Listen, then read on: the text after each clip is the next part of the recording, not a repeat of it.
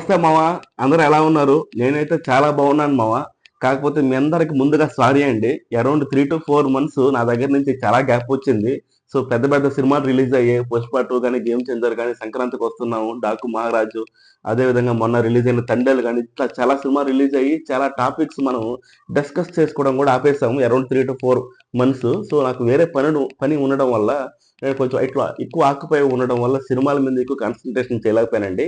So కాకపోతే ఇప్పటి నుంచి కంటిన్యూస్గా నా దగ్గర నుంచి వీడియోస్ ఉంటాయి. ఎన్ని వర్క్స్ ఉన్నా అట్లీస్ట్ వారానికి ఒక 3-4 వీడియోస్ పెట్టడానికి అయితే ట్రై చేస్తానండి. అంటే కంటెంట్ గా ఉంటే ఖచ్చితంగా 3-4 వీడియోస్ పెట్టడానికి అయితే ఖచ్చితంగా ట్రై చేస్తాను.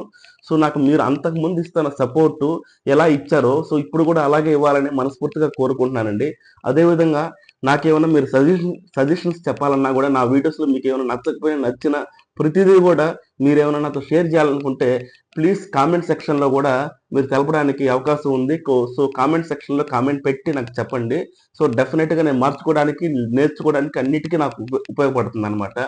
సరే, ఈ రోజు నేను వీడియో పెట్టడానికి మెయిన్ కారణం ఏంటంటే రీసెంట్గా ద ప్యారడైజ్ గ్లిమ్స్ రిలీజ్ అయింది. కైండ్ ఆఫ్ టేజర్ రిలీజ్ అయింది. సో నేను ఆ రిలీజ్ అయినప్పుడే చేయాల్సింది, బట్ నిజంగా వేరే పని ఉండడం వల్ల నేను ఆ టైంలో చేయలేకపోయాను. సో ఇప్పుడు కొంచెం ఫ్రీ అయ్యాను అనమాట. ఫ్రీ అవ్వకపోయినా కూడా ఫ్రీ చేసుకొని మరి చేయడానికైతే నేను సంసిద్ధంగా ఉన్నానండి కమింగ్ డేస్లో. సో మీరు అంతకుముందు ఎలాంటి సపోర్ట్ ఇచ్చారో కూడా ఇప్పుడు కూడా నేను అలాంటి సపోర్ట్ని ఎక్స్పెక్ట్ చేస్తున్నానండి. సో సో రివ్యూలోకి వెళ్ళిపోతే ఆ గ్లిమ్స్, నిజంగా గ్లిమ్స్ చూడక ముందు నా ఎక్స్పెక్టేషన్స్ ఎలా ఉన్నాయి, గ్లిమ్స్ చూసిన తర్వాత నా ఎక్స్పెక్టేషన్స్ ఎలా ఉన్నాయి సినిమా పైన, సో గ్లిమ్స్ చూసేటప్పుడు నా రియాక్షన్ ఏంటి, సో ఈ మూడు కూడా నేను ఈ వీడియోలో మీతో డిస్కస్ చేస్తానండి. సో నేను ప్యారడైస్ గ్లిమ్స్ చూడక ముందు నాకు ప్యారడైస్ సినిమా పైన ఉన్నటువంటి ఎక్స్పెక్టేషన్స్ ఏమాత్రం ఉన్నాయంటే నిజంగా స్కై లెవెల్లో ఉన్నాయండి. ఎందుకంటే దసరా సినిమా నాకు ఫ్రాంక్గా చెప్పాలంటే ఒక అబవ్ యావరేజ్ ఫిల్మ్ అనమాట. Not a block buster, not a industry range cinema, ఒక అబవ్ యావరేజ్ సినిమా. ఎందుకంటే చాలా సింపుల్గానే ఉంటుంది.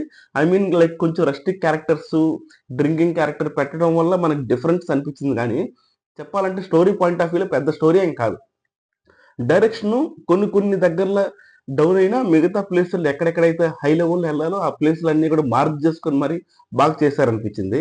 సో నాకు అది అయిపోయిన తర్వాత నాని గారి ఇంటర్వ్యూస్ చూశాను, కొన్ని ఇంటర్వ్యూస్ ప్యారడైజ్ సినిమా గురించి. సో ఆయన ఏం చెప్పారంటే స్పెసిఫిక్గా చాలా కాన్ఫిడెంట్గా చెప్పారు ఈ సినిమా వేరే లెవెల్లో ఉంటుంది, హైప్ కానీ అదేవిధంగా డైరెక్టర్ దాని గురించి చెప్పే హైప్స్ కానీ వేరే లెవెల్లో ఉన్నాయన్నమాట.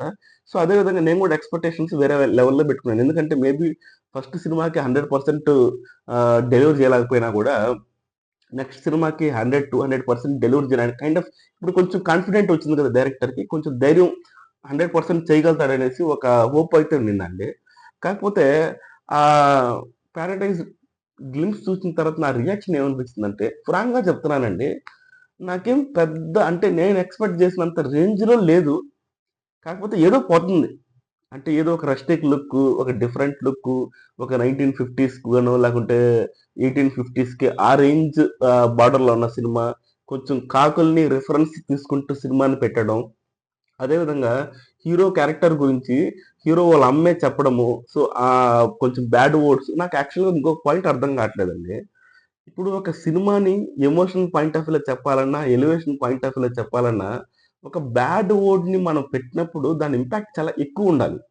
ఐ మీన్ టు సే ఇప్పుడు ఫర్ ఎగ్జాంపుల్ 'చిరంజీవి' గారి 'చంటి సినిమా.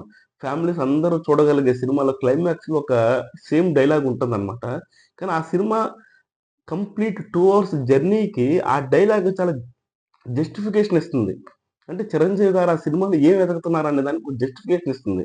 'చిరంజీవి' గారు చూడడానికి ఎంత కామెడీగా ఉన్నా బ్యాక్‌గ్రౌండ్ ఎంత బాధపడుతున్నాడనే దానికి ఒక జస్టిఫికేషన్ ఉంటుంది. సేమ్ అదే విధంగా 'రంగస్థలం' సినిమాలో కూడా ఆ పర్టిక్యులర్ డైలాగ్‌కు ఎప్పుడైతే 'జబర్దస్త్' పర్సన్ చెప్తారో, ఆ పర్టిక్యులర్ డైలాగ్‌కి ఎంత ఇంపాక్ట్ ఉంటుందో దాని తర్వాత వచ్చే సీన్‌లో మనకు అర్థమవుతుందనమాట. అదేవిధంగా 'అర్జున్ రెడ్డి' సినిమాలో గూడా. సో నేను గూడా ఎలాంటి జస్టిఫికేషన్ ఏమన్నా పెడతారా లేదా అనేసి ఈ గ్లిమ్స్‌లో చూసి చెప్పడం అంటే కొంచెం కష్టమేనండి. ఎందుకంటే నాకు ఆ గ్లిమ్స్‌లో అయితే అంత ఇంపాక్ట్ ఆ డైలాగ్‌కి, ఆ బూత్ మాటకి అంత ఇంపాక్ట్ ఉండేటువంటి నరేషన్ అయితే ఆ గ్లిమ్స్‌లో లేదు. బట్ మనం గ్లిమ్స్ నుంచి ఎక్స్‌పెక్ట్ చేయడం అనేది కంప్లీట్‌గా రాంగ్ అండి. బట్ వేరాజ్ మనం కంప్లీట్ సినిమా వచ్చిన తర్వాత చెప్పగలుగుతాము. సో, ఎప్పుడైతే ఆ పర్టిక్యులర్ డైలాగ్ టాటూ ఏపించుకోవడము, సో, దానికి కంప్లీట్ జస్టిఫికేషన్ గాన లేకపోతే సినిమా ఆశించిన విధంగా ఎళ్ళదండి. ఖచ్చితంగా డైరెక్టర్ దాన్ని స్పెసిఫిక్‌గా టాటూ ఏపించుకోవడము, ఇవన్నీ డైలాగ్స్‌ని పెట్టడము, ఖచ్చితంగా దానికి ఒక పెద్ద జస్టిఫికేషనే ఉంటుందనేసి నేను అనుకుంటున్నాను. ఒకవేళ దానికి జస్టిఫికేషన్ ఉంటే 100% మంచి రేంజ్‌లో ఎళ్తుంది. కాకపోతే ఎందుకో నాకంత అంటే నేను ఊహించినంత హైప్‌లో లేదనేసి నా పర్సనల్ ఫీలింగ్ అండి. అంటే జనరల్‌గా మనం ఒక ఊరుంటుంది. ఊర్లో జనాలంతా భయపడుతుంటారు. ఒకటాను ఒకానొక టైంలో హీరో వస్తాడు. వీళ్ళందరిని కాపాడుతాడు. అదే విధంగా వాళ్ళ అమ్మ చాలా కష్టాలు పడి ఉంటుంది. అదే టెంప్లేట్. 'కేజీఎఫ్' అదే టెంప్లేట్. 'శనివారం' అదే టెంప్లేట్. ఆల్‌మోస్ట్ ఆల్ 'చిరంజీవి' గారు, 'రజనీకాంత్' గారి సినిమాలన్నీ అదే టెంప్లేట్స్. బాలకృష్ణ గారి సినిమాలు కూడా అప్పట్లంతా అదే టెంప్లెట్స్. ఇంచుమించు అరౌండ్ ఒక 1000 మూవీస్ వచ్చేస్తుంటాయి ఇండియన్ హిస్టరీలో. కాకపోతే ఆ టెంప్లెట్‌ని యూజ్ చేసుకొని వేరే విధంగా ఏమైనా నరేషన్ చేస్తే బెటర్ అండి. సేమ్ టెంప్లెట్‌ని యూజ్ చేసుకొని గెటప్ మార్చేసి, క్యారెక్టరైజేషన్స్ మార్చేసి, కొంచెం రస్టిక్ లుక్‌లు పెట్టి, మళ్ళా అదే డ్రైవ్ చేస్తే మటుకు సినిమా అంత రేంజ్‌లో అయితే ఎళ్ళదు. బట్ నా టైటిల్‌కి ఇక్కడ ఉన్న సిట్యుయేషన్స్‌కి ఏం జస్టిఫై చేస్తారనేది కూడా నేను ఇంకా వెయిట్ చేస్తున్నానండి. ఎందుకంటే నేను 'పారడైజ్' అనే వర్డ్ పెట్టడం వల్ల నేను కొంచెం వేరే పాయింట్ ఆఫ్ వ్యూలో ఆలోచించాను. ఐ మీన్ టు సే కొంచెం స్టైలిష్‌గా ఆ టైంలో. ఇది కూడా సేమ్ రస్టిక్ లుక్‌లోనే ఉంది. సో, అందువల్ల నాకు కొన్ని కొన్ని కన్‌ఫ్యూజన్స్ ఉన్నాయి గ్లిమ్స్ చూడంగానే. సో, అందరూ అనుకోవచ్చు, "అరె! నువ్వు చూసిన గ్లిమ్స్‌కే నువ్వు ఇంత అనలైజేషన్ ఇస్తున్నావేంటి? సినిమా చూసిన తర్వాతగా చెప్పాలని." సో, గ్లిమ్స్ చూసిన తర్వాత మన మైండ్‌లో ఒక పాయింట్ రిజిస్టర్ అవుతుందండి. సో, ఆ పాయింట్‌ని నేను మీకు డెలివర్ చేయడానికే ప్రయత్నిస్తున్నాను. నేనేదో సినిమా బాలేదని చెప్పట్లేదు. గ్లింప్స్ చూసిన తర్వాత నా వ్యూ ఏంటి? చూడకముందు నా వ్యూ ఏంటి? చూసిన తర్వాత నాకెలా అనిపించిందంటే కొంచెము డౌట్స్ అయితే క్రియేట్ అయినాయి.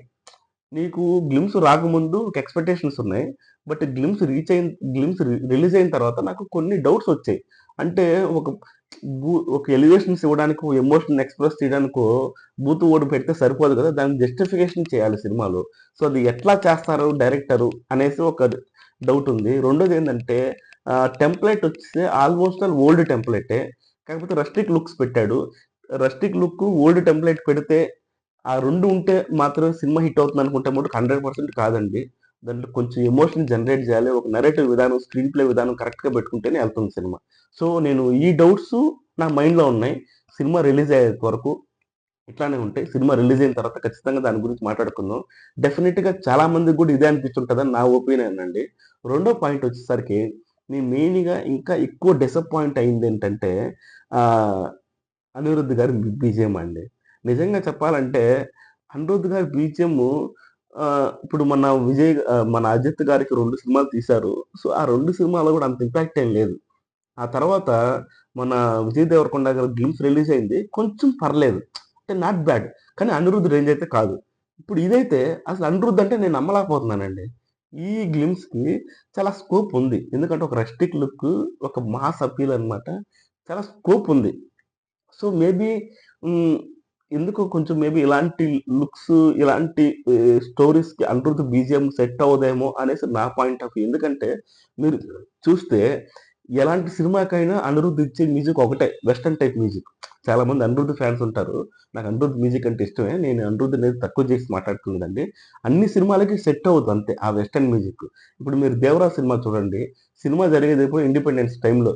అంటే 1915 నుంచి 1918 ఆ డ్యూరేషన్‌లో జరుగుతుంటుంది. కానీ మనకి వెస్టర్న్ మ్యూజిక్ ఇనబడుతుంటుంది. నువ్వు చూడండి ఆంధ్ర, తమిళనాడు బోర్డర్‌లో జరిగే సినిమాకి, వెస్టర్న్ మ్యూజిక్‌కి, ఇంగ్లీష్ లిరిక్స్‌కి ఏమన్నా సంబంధం ఉందా? సో, నువ్వు ఒక సాంగ్ వినంగానే ఇప్పుడు 'రంగస్థలం' సాంగ్స్ ఉన్నాయి.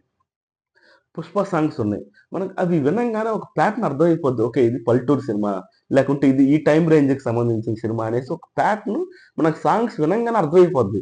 'దేవరా' సినిమాకి అలా కాదు. చాలా ప్రాపర్ వెస్టర్న్ మ్యూజిక్ యూజ్ చేస్తారనమాట. నా భయం ఏందంటే ఈ 'పారడైజ్' సినిమా కూడా నాకు ఇప్పుడు చూస్తున్న సిట్యుయేషన్స్‌ని బట్టి సినిమా అయితే కరెంట్ జనరేషన్‌ది అయితే కాదు. ఇది కొంచెం ఓల్డ్ జనరేషన్‌దనమాట. కైండ్ ఆఫ్ 1950 టైమ్‌లో గాని, లేదంటే 1950కి ముందు అంటే స్వతంత్రం రాకముందు పీరియడ్ టైమ్‌లో సినిమా అనమాట. సో, ఆ టైమ్‌లో ఉన్న సినిమాస్‌కి మనం ఇంకా వెస్టర్న్ మ్యూజిక్ ఇస్తే ఇంగ్లీష్ లిరిక్స్ ఇస్తే అంత సెట్ అవ్వదేమో అనేసి నా opinion. So, I feel like ఈ పర్టిక్యులర్ సినిమాకి ఈ పర్టిక్యులర్ గ్లింప్స్ చూసిన తర్వాత నాకు అనిపించింది ఏంటంటే, మేబీ 100% 100 జస్టిఫై చేయలేదేమో అనిపించింది. మేబీ కమింగ్ డేస్‌లో ఎలా చేస్తారనేది మనం చూడాలి. సినిమా రిలీజ్ అయిన తర్వాత చెప్పగలుగుతాము. నేను ఓన్లీ గ్లింప్స్ రివ్యూ మాత్రమే ఇచ్చానండి. సో, మీకు గ్లింప్స్ చూసిన తర్వాత ఇలాంటి డౌట్స్ ఏమన్నా వచ్చాయా? Similar doubts. లేదంటే మీకు 100% నచ్చిందా? సో, మీకు 100% నచ్చుంటే ఎందుకు నచ్చింది? మీకు ఏ పాయింట్స్‌లో నచ్చింది? సో, తర్వాత నేను అనిరుద్ బీజీఎం గురించి మాట్లాడాను. మీకు గూడా సేమ్ నాలాగే అనిపించుంటే కామెంట్ సెక్షన్‌లో తెలపండి. లేదా నేనేమన్నా డిఫరెంట్‌గా చెప్తున్నానా? సో, మీరు కామెంట్ సెక్షన్‌లో తెలిపితే నాకు గూడా ఒక ఐడియా వస్తుందనమాట. సో, కమింగ్ ఫర్దర్ గూడా మీ అనాలిసిస్ అంటే నా అనాలిసిస్ నేను బయటకొచ్చి ఓపెన్‌గా చెప్తున్నాను. మీకు గూడా ఒక అనాలిసిస్ ఉంటుంది గదా! సో, మీరు కొన్ని సార్లు యూట్యూబ్ ఛానెల్ పెట్టకపోవడం, బయటకొచ్చి చెప్పకపోవడం వల్ల మీకు లేదని కాదు. మీకు గూడా ఖచ్చితంగా మీకు ఒక ఒపీనియన్ ఉంటుంది ఆ ట్రైలర్ చూడంగానే. సో, మీరు గూడా ఆ ఒపీనియన్‌ని కామెంట్ సెక్షన్‌లో తెలిపితే ఎంతమంది నా వీడియోస్ చూస్తున్నారు, ఎంతమందికి ఇంటరాక్షన్ ఇష్టం అనేది గూడా క్లియర్‌గా నాకు అర్థమవుతుందండి. సో, కమింగ్ డేస్‌లో నా దగ్గర నుంచి మంచి మంచి వీడియోస్ వస్తాయి. సో, నేను అందరిలాగా ఆహ్ ఇప్పుడు ఫర్ ఎగ్జాంపుల్ కొంతమందుంటారు. ఒక హీరో కంటే వేరే లెవెల్‌లో జెప్తారు. కొంతమంది ఏంటంటారంటే ఏ హీరోకైనా తక్కువలో జెప్తారు. సో, అదర్ హీరోస్ ఏందంటే ట్రోల్ జేయడానికి ఉపయోగపడుతుందనమాట. సో, నేను అలాంటివి చేయాలనుకోవట్లేదు.